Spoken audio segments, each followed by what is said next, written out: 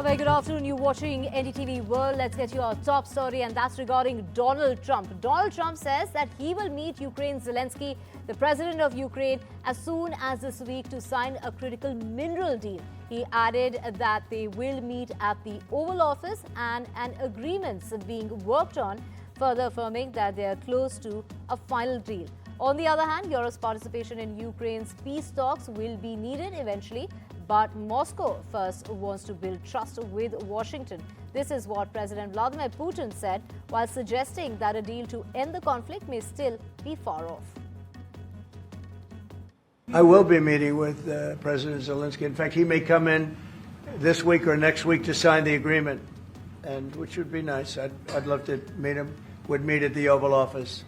So the agreement's being worked on now. They're very close to a final deal. It'll be a deal with rare earths and various other things, and he would like to come, as I understand it, here to sign it, and that would be great with me. I think they then have to get it approved by their council or whoever might approve it, but I'm sure that will happen.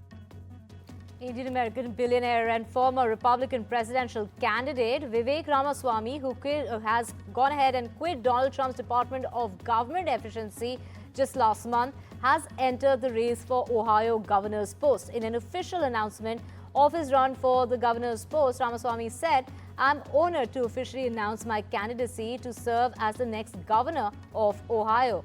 However, Ramaswamy, who has cultivated a national profile and has close ties with Donald Trump, will have his task cut out, with top Republicans set to put their hat into the ring.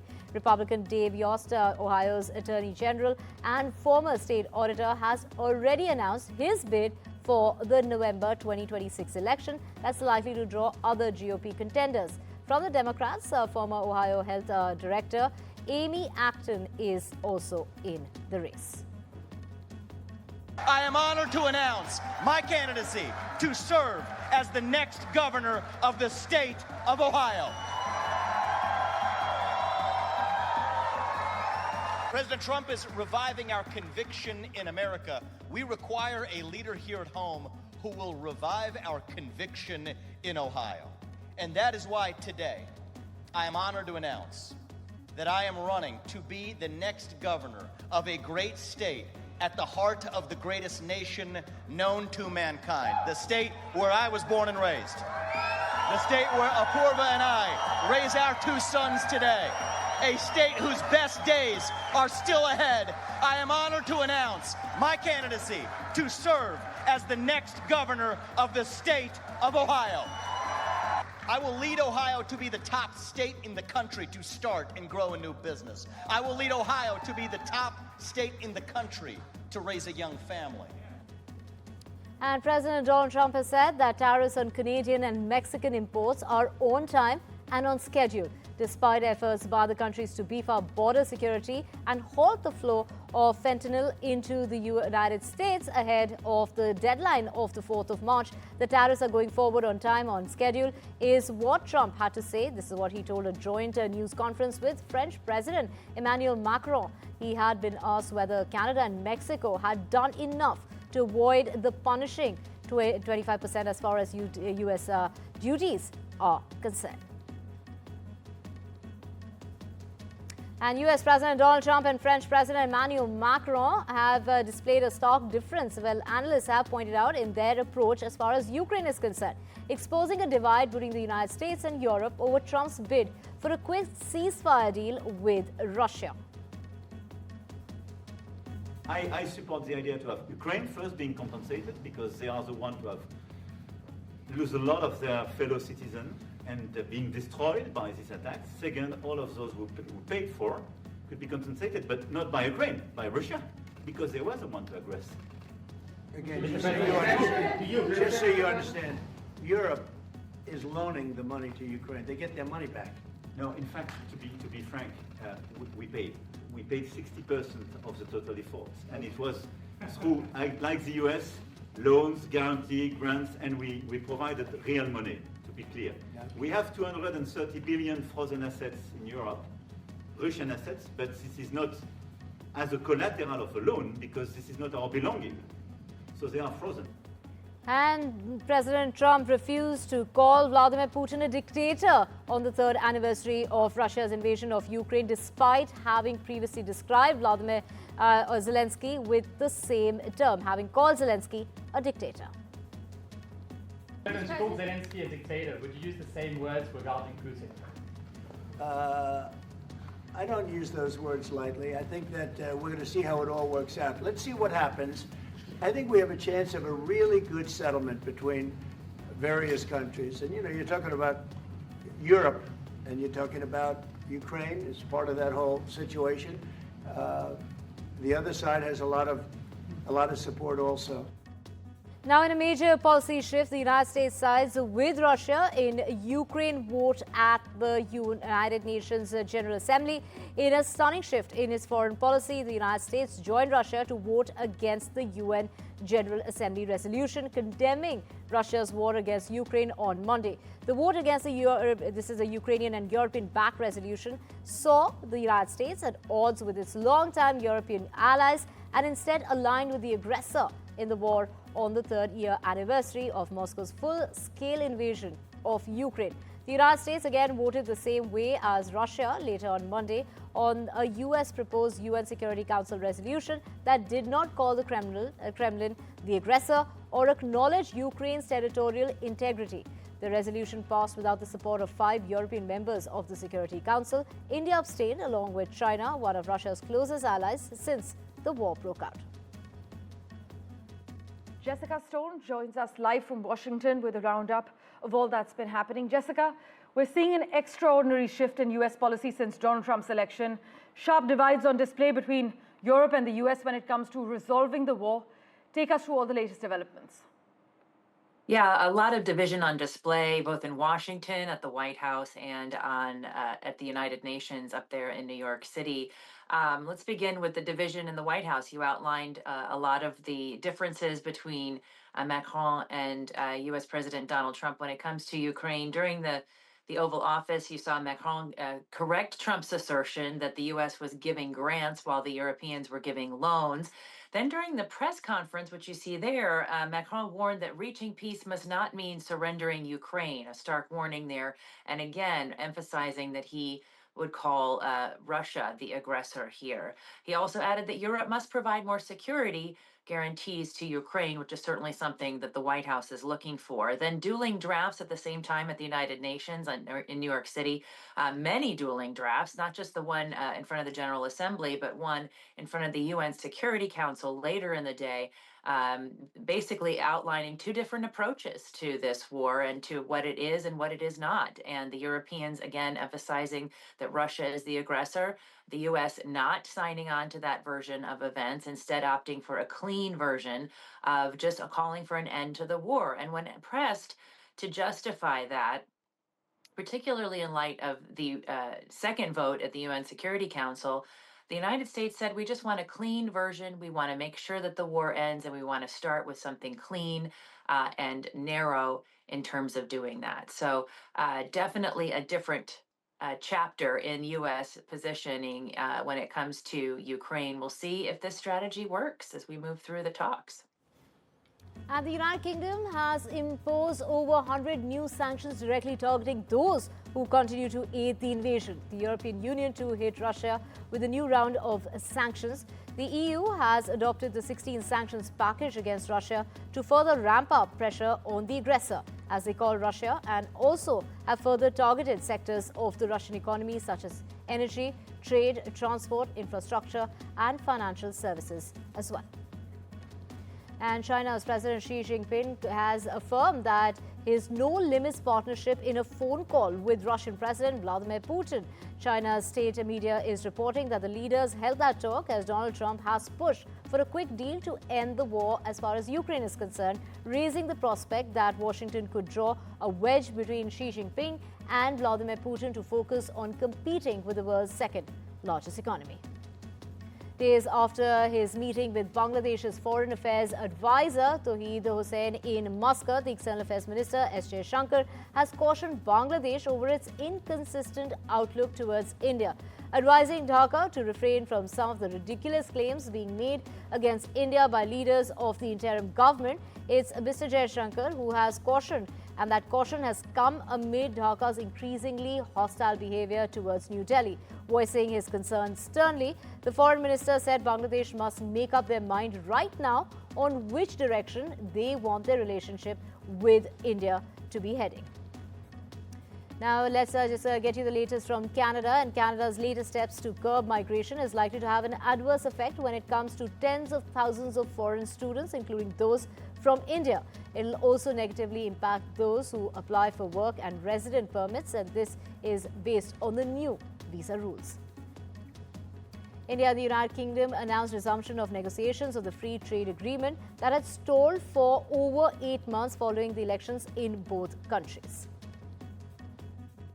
Both Jonathan and I have agreed to resume free trade agreement negotiations in a very, very cordial atmosphere and with great trust between the two governments, which was reflected in the meeting this morning. We will be able to make rapid progress to meet the collective aspirations for trade, investment, and the mutual prosperity of the people of United Kingdom and India. Friends, we have decided to build upon the strong groundwork that 14 previous rounds had developed a win-win for both our countries. India is a vital partner for the UK. We are lucky to already have such a strong relationship with India, of course underpinned by the living bridge between our countries, the 1.7 million people with Indian heritage who call the UK their home. Of course, what binds us together even further is our shared ambition through championing free and open trade and investment to drive jobs and growth across both of our countries. And US President Donald Trump backed Elon Musk's demand that federal employees explain their recent accomplishments by the end of Monday or risk getting fired. Meanwhile, attorneys for the workers said in a lawsuit that Musk has violated the law with his weekend demand that federal employees explain their accomplishments or risk being fired. Now, 3 workers were killed and 5 others were injured in South Korea's highway construction site collapse. This is a bridge that collapsed at an expressway construction site. The National Fire Agency said that it has issued an order mobilizing firefighters to search for people missing in the accident. Meanwhile, more than 2 lakh people from Canada have signed a parliamentary petition calling for their country to strip Elon Musk's Canadian citizenship because of the tech billionaire's alliance with Donald Trump, who has spent his second US presidency repeatedly threatening to conquer its independent neighbor to the north and turn it into its 51st state. And with that, we're slipping into a very short break. Back with a whole lot more on NDTV World. Do stay with us.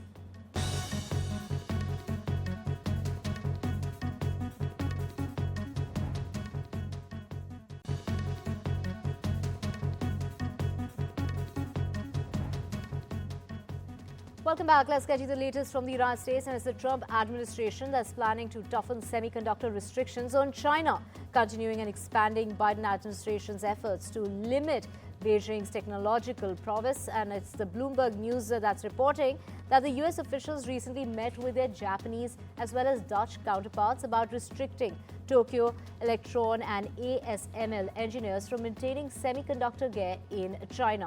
That is what the report has gone on to say, and according to which some Trump officials also aim to further restrict the quantity as well as the types of chips that can be exported to China without a license. Apple has said that it will spend $500 billion in the U.S. investments. These are going to be taking place in the next 4 years. That will include a giant factory in Texas for artificial intelligence servers and add about 20,000 research and development jobs across the country in that much time. That $500 billion is expected to be spent. This is what's going to be spent, including everything from purchasing as well as from U.S. suppliers to U.S. filming of television shows and movies for their OTT platform, Apple TV network. Now, the company has declined to say how much of the figure it was already planning to spend with its US supply base, which includes firms such as Corning that make glass for iPhones in Kentucky. Starbucks has said that it would eliminate 1,100 corporate roles as CEO Brian Niccol has pushed ahead with his turnaround efforts at the coffee chain, which has been struggling with falling sales. We are simplifying our structure, removing layers and duplicating and creating smaller and more nimble teams is what the CEO had to say in a letter to his employees. He also went on to name that, of course, he was named the CEO last year at a time when the company's shares had lost 40% of their value from 2021 high due to the weak demand in the United States as well as in China. Credited with turning around burrito chain Chipotle as well as putting in place the Back to Starbucks plan that focused on streamlining business through job cuts and by improving customer experience at its US stores.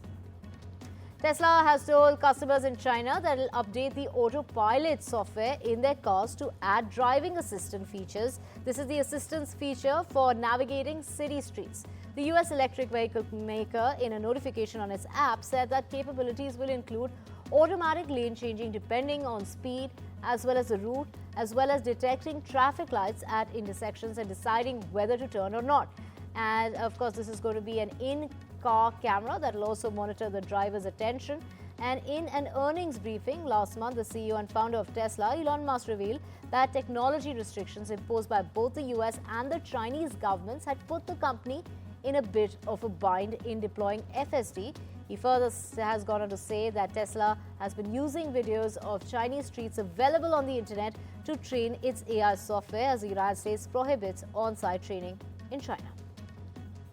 American Express and Alipay have said all global American Express card members can now link their cards to Alipay digital wallet, enabling payments at tens of millions of merchants across mainland China. The initiative not only simplifies transactions for travelers, but also provides local businesses with greater opportunities to attract international customers. The companies have gone on ahead and made that joint statement. Berkshire Hathaway shares rose to a record high on Monday after the conglomerate run by Warren Buffett posted its highest ever quarterly profit, driven by improvement in insurance operations. The conglomerate's Class A shares closed up 28,735 as well as that's a 4% hike at 700,000. This is more than 700,000. We're talking about 747,000 after earlier reaching more than those levels. Those levels surpass even the highest record that has been recorded by some stock price services last June following a trading glitch. In this exclusive snippet, my colleague Gauri Trivedi speaks to Google's, this is the Google DeepMind's Pushmeet Kohli on the future of India's artificial intelligence journey. Let's listen in. You mentioned about the models. One is that, where does Google find that balance between open source and proprietary? You've got to make money. You're a large corporation. You're accountable to your shareholders. But at the same time, you're talking about scientific innovation that impacts humanity. Yeah, so I think these discussions, these decisions are taken with a lot of thought. In the context of models like AlphaFold, the decision was taken that this technology, if we share it with the world, that will be the thing that maximizes the impact of that technology. So AlphaFold 2 has been completely sort of open sourced in terms of its weights. The AlphaFold database has been used by 190 countries and scientists, 2.7 million scientists across the world. So it just shows you the accessibility and the democratization power of this sort of technology. In some other sort of models, where you have to sort of continuously make improvement, it doesn't make sense, or it's not very easy to open source every other day as these sort of technologies sort of improve. So we sort of rely on a more closed source mechanism also to sort of protect both commercial as well as safety considerations.